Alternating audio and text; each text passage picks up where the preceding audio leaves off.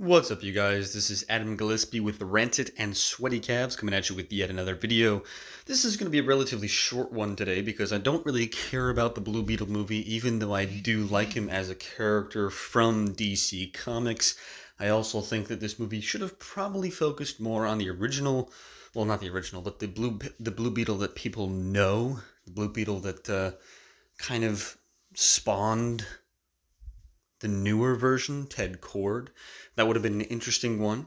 You could have had that be a history piece or a period piece or some other sort of interesting, wacky adventure that you could take him on. And you could even have mentions to an earlier version of Batman that takes place further back, maybe in the 80s or 90s. Not necessarily what we got with Jaime Reyes. Now, I do like the Jaime Reyes Blue Beetle, as well as that's the first Blue Beetle that I was initially introduced to in the Batman Brave and Bold TV show. But this movie didn't really market it the way that it should have to get the audience that they needed. And even if they got the audience they needed, they probably still wouldn't be doing very well at the box office.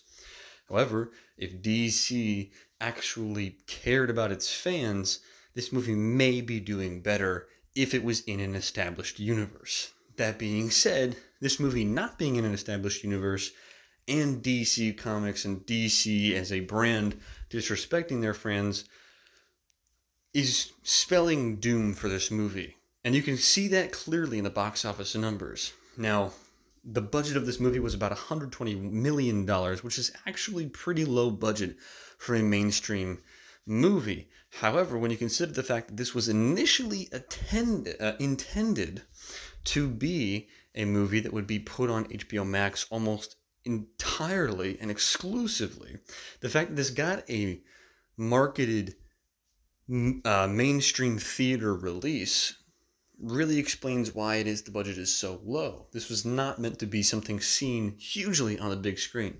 If you want a rundown of what the movie is, it's pretty much a generic superhero movie where there's generic action, generic stakes, generic lessons about how to be a hero, and generic moral dilemmas like, oh, should I kill you? Should I not kill you? I'm a superhero, so I'm not going to kill you. Not necessarily the most compelling of stories. I can do a more in-depth one later on, but I want to cover the box office as of right now.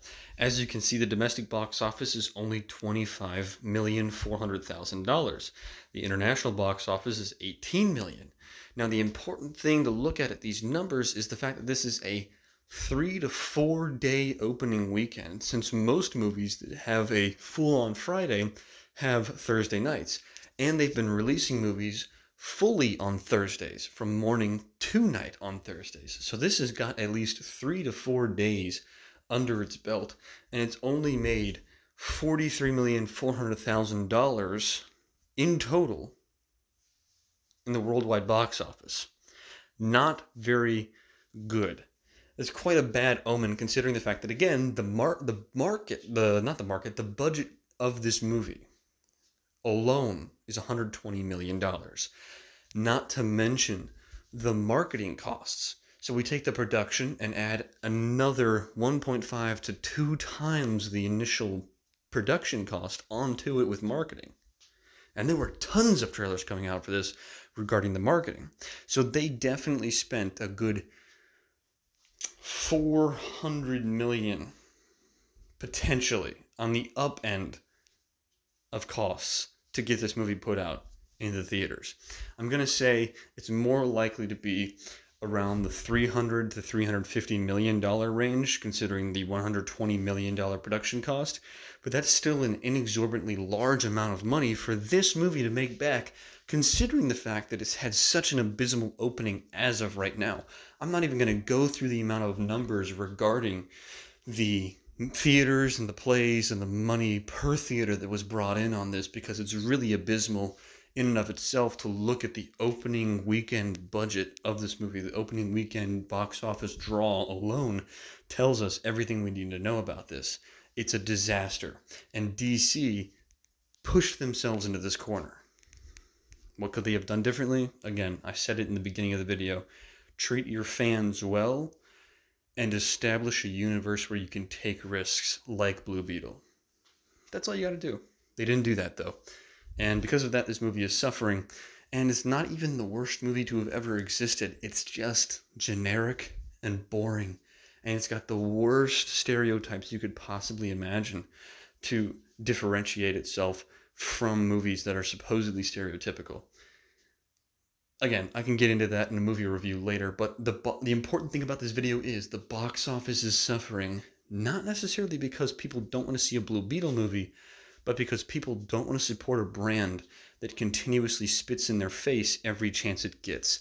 And if DC only treated their fans like they treated people who buy the stocks and their board members, DC would be in a much better place financially and publicly, relationship-wise. Anyways, that's going to do it for this video.